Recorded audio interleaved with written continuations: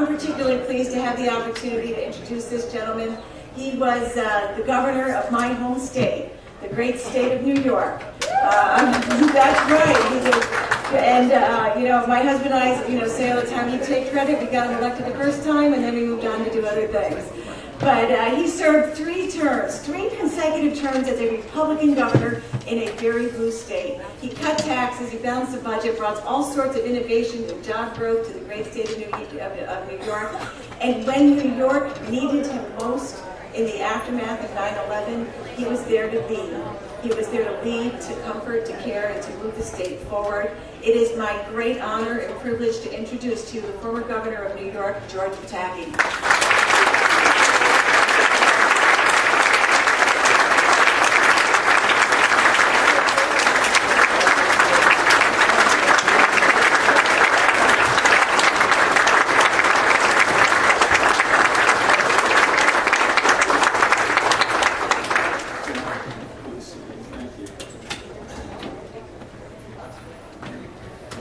Change here. My name is Peter St. James.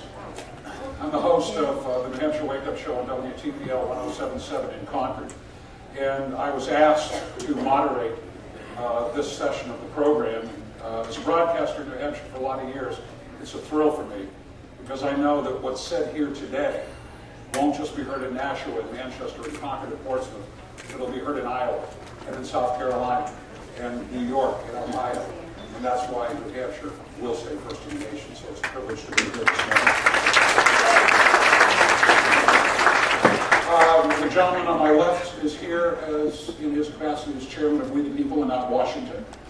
And during the course of the week leading up to this, hundreds and hundreds of questions were solicited from people around the state via social media, and we're going to try to answer many of those questions this morning. Many of you know Governor Pataki by the quality of leadership that he displayed in New York after September 11th. But many of you may not be aware, or maybe you forgot what shape New York was in when he took over as governor. In 1994, it was the most dangerous state in America.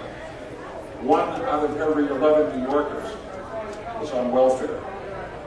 They were $1 billion in debt with an abysmal credit rating. This man turned it around. It is my pleasure to introduce George Pataki.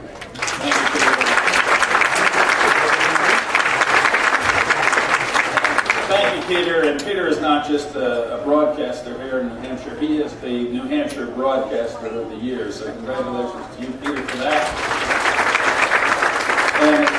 And I'm also joined by my beloved wife and mother of our 4 children, Libby. Thank you for being here with me this morning. And thank you all for being here. You are the activists from across this state and other parts of the country who are going to make sure that we reclaim the White House in 2016. Thank you all for being here. And as Peter said, we're going to do things a little differently. You know, as Hillary runs across the country in her converted van, hiding from people, running from the press, only answering staged questions from people who have been planted somewhere across America, we are going to take questions from normal citizens from across New Hampshire. So we opened it up on Twitter and Facebook and YouTube and said, send us a question, and we'll try to get to it this morning. So, Peter, I guess you have a lot of those questions. Let's go. Questions from New Hampshireites. And to show you it's legit, there they are on the screens. You can see them, and you'll see the video questions as well. I can't see them. Your first question. Yes. Ted Dawson from Northfield, New Hampshire said, what are your thoughts on term limits at all levels of government, starting at the top and working our way down? You know, I guess there's some support for term limits out there. Let me tell you, I think term limits are absolutely critical. When this country was created, we didn't have the concept of a separate class of politicians who are different from the American people, who go off to Washington, spend 45 years in public office, and when they're done, stick around as a lobbyist. The politicians are supposed to be us. They're supposed to reflect the people of America. And term limits making sure people don't go there for their entire lifetime career is an important part of this. But Peter, it's not just that reform alone. What happens in Washington today is it's an insider's game. And to be honest, it doesn't matter which party is in control. The lobbyists control too much, the lawyers, the interest groups control too much. So we need to change a number of things to reform how Washington does business. Yes, term limits. But also, you know, if Congress passes a law like Obamacare, which should be repealed, and says it's a good law, it's going to apply to every American in every community across this country, it should apply to them as well. Congress and members of their staff should be required to live under the laws that they pass. And by the way, under Harry Reid and the Democrats, for 6 years, the Senate never passed a budget. They didn't do their job. What happens if you don't do your job? You don't get paid. They should pass a law saying when there is no budget adopted by Congress, they don't get paid until that budget is passed as well. But by far to me, the most important reform is to break the stranglehold lobbyists have on Washington. When you get elected, you play the game, and you know within 6 months, you don't ever go back home. You're elected from New Hampshire, New York, Nevada, New Mexico. If you don't run again, or if you don't win, you don't go home. You stay in Washington and become a lobbyist. Today, there are over 400 former members of Congress who are registered lobbyists in Washington, D.C. The first law I will propose, you serve 1 day in Congress, the House or Senate, there is a lifetime ban on ever being a lobbyist in Washington, D.C. Go home. Go back to the people who sent you there and represent them. So, Peter, a couple of reforms, all right? Second question from Andrew Hemingway of Manchester. You know the name? Okay. I know you've heard this before, but we haven't heard the answer. What did you learn from September 11th? Well, I'd say there's two important lessons from September 11th. The first is that Islamic terror is real, and we should call it by its name, and we should also recognize that the fact that their bases and training camps are thousands of miles overseas don't mean we're safe in New York or we're safe in New Hampshire. And we have to be proactive and aggressive in going after them over there before they have the chance to attack us here again. That's lesson number one. But there's another lesson as well. And for all the sadness and sorrow I feel when I go to Lower Manhattan or I think of September 11th, there was an outpouring of American strength I've never seen in my lifetime. There was a sense that we had been attacked as Americans. We weren't Republicans or Democrats, black or white, young or old, Northerners or Southerners. We were Americans. And I saw the strength of America come together. And I saw people from every corner of this country coming to help us rebuild, reclaim, and soar to stronger and higher heights than we had ever achieved before. And that, to me, is the lesson of September 11th. When we are united as Americans with a common purpose, when we put aside the superficial differences that seem so important, there is nothing we as Americans cannot accomplish. And we have got this sense again, that belief that we're all in this together. We have a common destiny, a common future. Seize it and make the 21st century America's greatest century.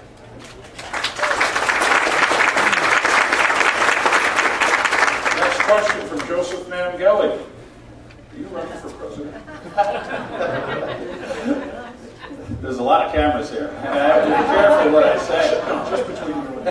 Oh, all right. In that case, you know, I kid when I go around New Hampshire. This is my 8th trip since September. That every 4 years there's the Olympics, the World Cup, and Pataki shows up thinking about running for president. And that seems to be true. But in all seriousness, Peter, this time things are different. I look at what's happening in the world, and I've never seen the world in my lifetime as in flames as it is today. I've never seen the overseas threat to America greater.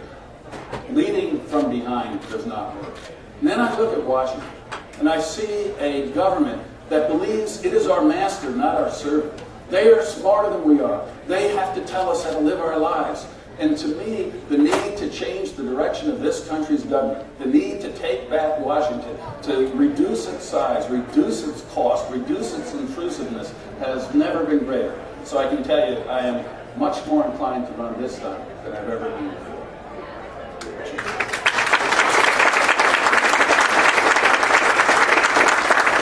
I get a little emotional here, so let me roam around a little bit too, Peter. Go ahead. During the course of the week, I saw this at the radio station one morning. You introduced a new commercial from We the People, Not Washington. I don't know if everybody's seen it. So right now we're going to show you the commercial.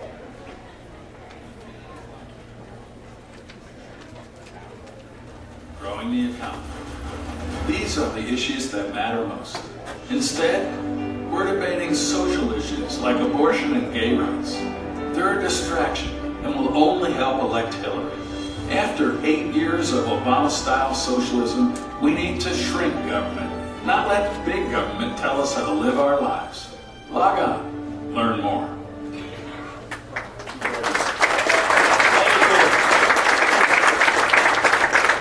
Here's the part I like. I get to play Richard Dawson.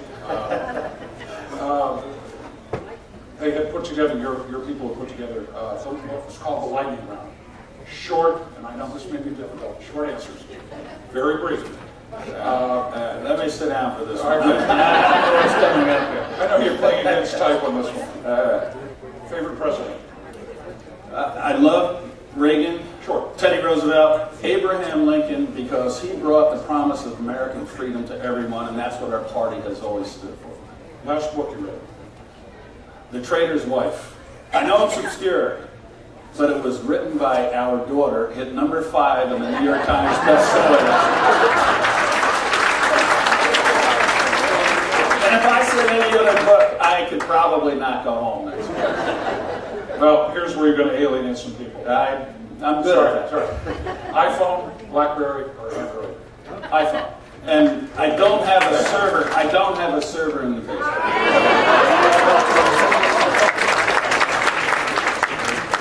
Game of Thrones, House of Cards, or Orange is the New Black? Our kids love Game of Thrones, but I got to go with House of Cards. Anything that makes Washington look worse than it is something I'm in favor of. Wine or beer? During the day, beer, and night, wine.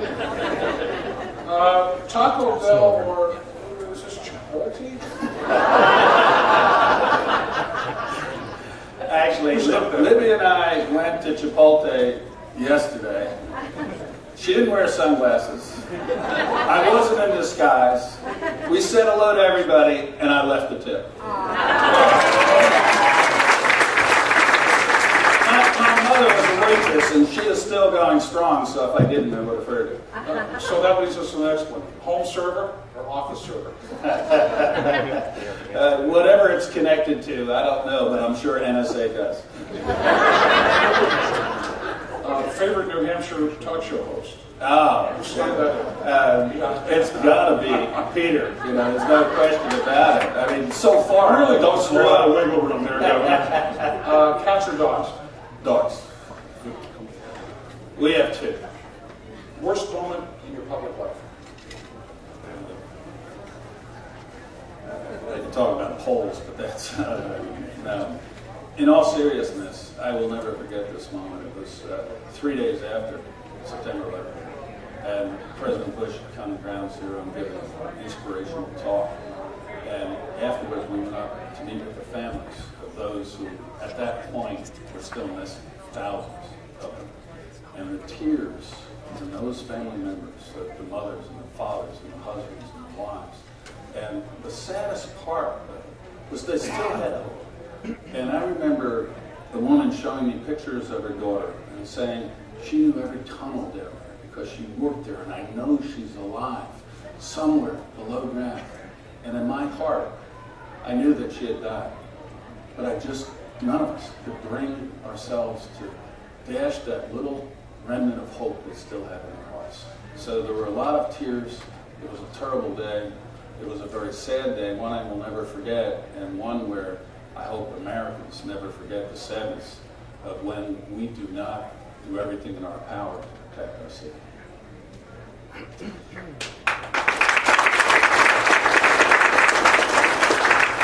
Score 180.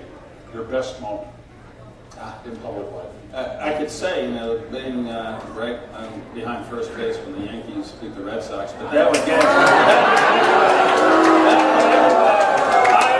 I would never, ever say anything like that. What was I possibly thinking? I do have to say, one moment I will never forget, one great moment. While I was governor, Pope John Paul II came to America and came to New York, and I met him at Ground Zero. And the next morning, he had a sunrise mass in Central Park. And I remember so well sitting in the front, and Libby and I were there, our kids were there, our youngest child was sitting in my lap, and it was a misty morning, and you could barely see, and the entire park was covered in mist. And Pope John Paul comes out to do the mass, and the sun comes up, and the mist parts. And it was just the most magical moment, and one that I know we will always cherish, and one that I will never forget having a smile and a good feeling in my heart. Ready to go back to work? More questions from people? Sure. All right. That's why we're here. Keith Carlson of Cheshire County sent in a question, said Obamacare just keeps getting worse and worse. Now, we know that the Cadillac tax problem is coming. Have you considered the health care compact as the solution, as 9 states have already said? You know, I don't think there is one solution. First of all, you start by repealing Obamacare. And it is the worst law. It is the worst law of my lifetime. And I think, though, even if the Democrats had read it before they passed it, they still would have rammed it through, because that's how they believe.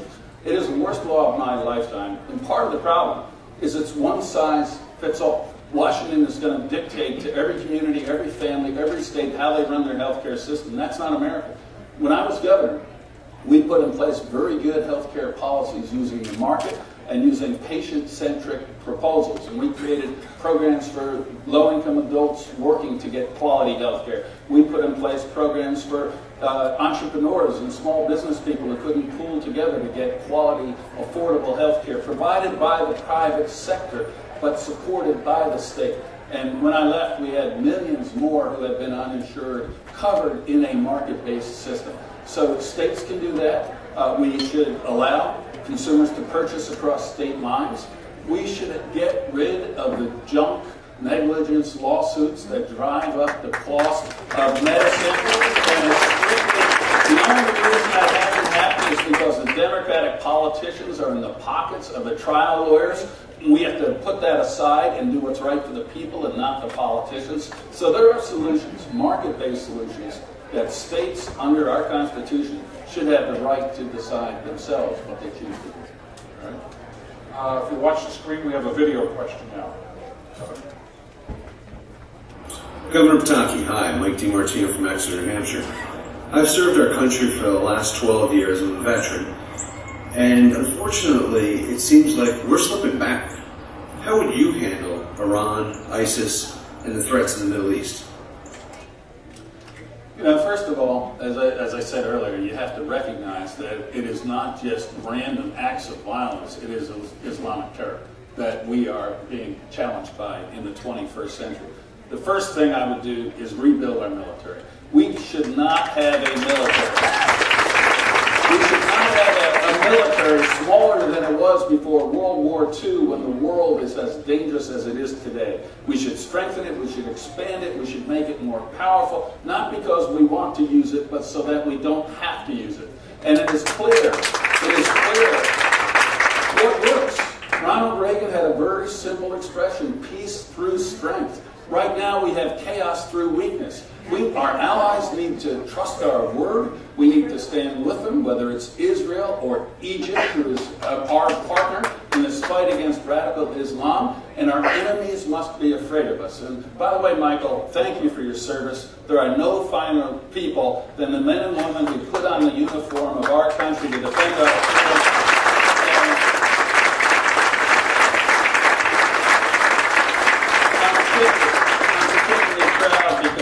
Libby and I have 2 sons, And both of them, after college, went into the service. One was a Marine lieutenant in Anbar for a year. The other got back with the 10th Mountain Division from Afghanistan in September. We're proud of them. We're proud of everybody who has put the uniform of this country on. And by the way, I'm just going to take 30 seconds.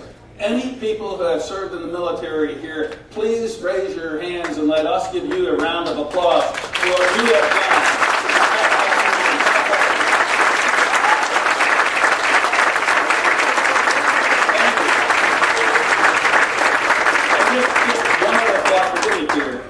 Our government is so big, you know, they talk about companies being too big to fail. Our government is too big to succeed.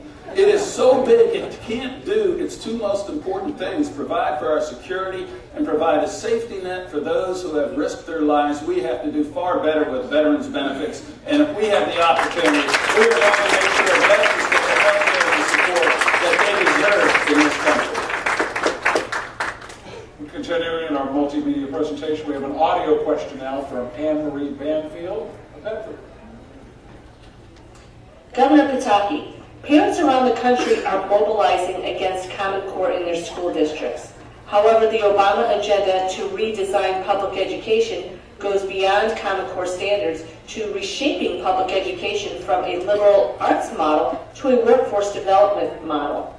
Parents in New Hampshire never asked for this, and as it's being implemented in our schools, we are starting to see real problems.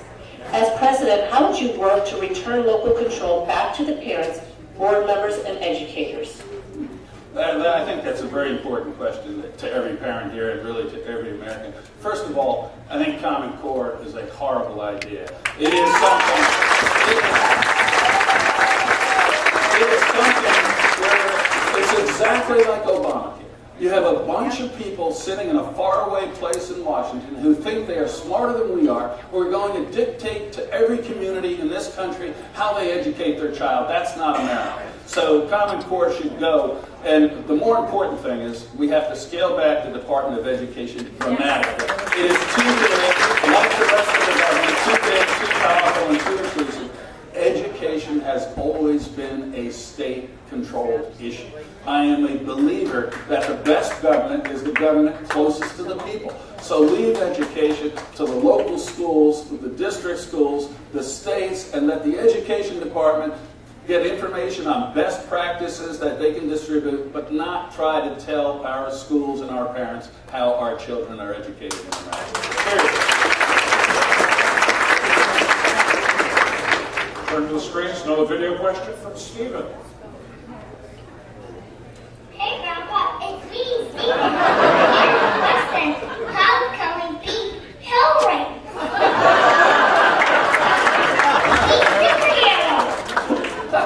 Gotta love those young Republicans.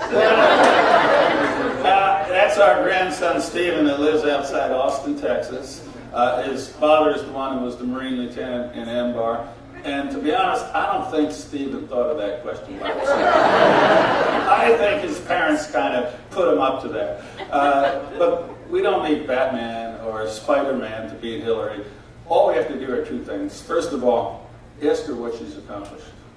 You know, whether it's Benghazi, Libya, the reset with Russia, or pulling out of Iraq, her record of achievement is zero. And you can understand why she destroyed all those emails. I'd be embarrassed too if anybody had a chance to see them. But more importantly, we have to have a positive agenda as to how we can grow America's economy, create more jobs, strengthen our defenses, take control of our borders so we know people come here legally and for the right reasons.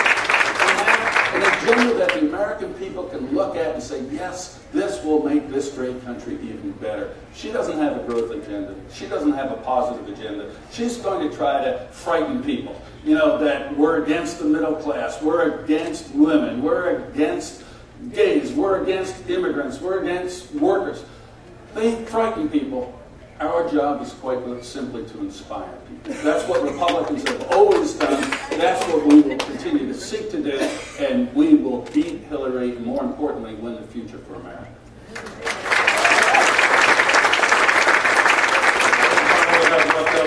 We have a video question from Reeve in Exeter. Hi, I'm Reed, back from Exeter, New Hampshire.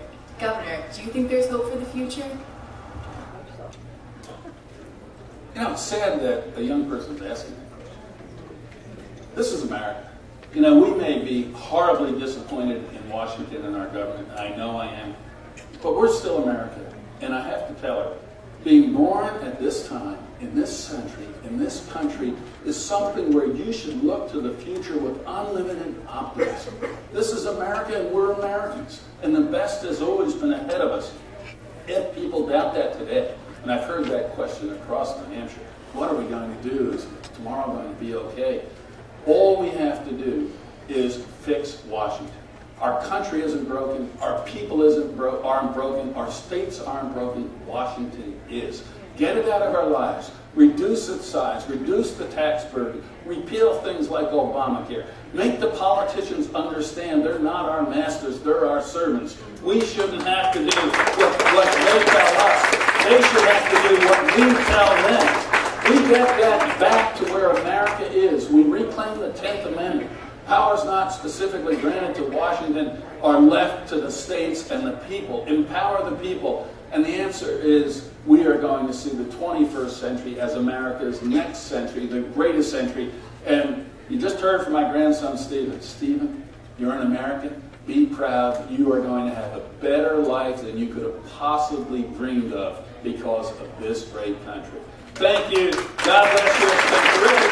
Thank you very much.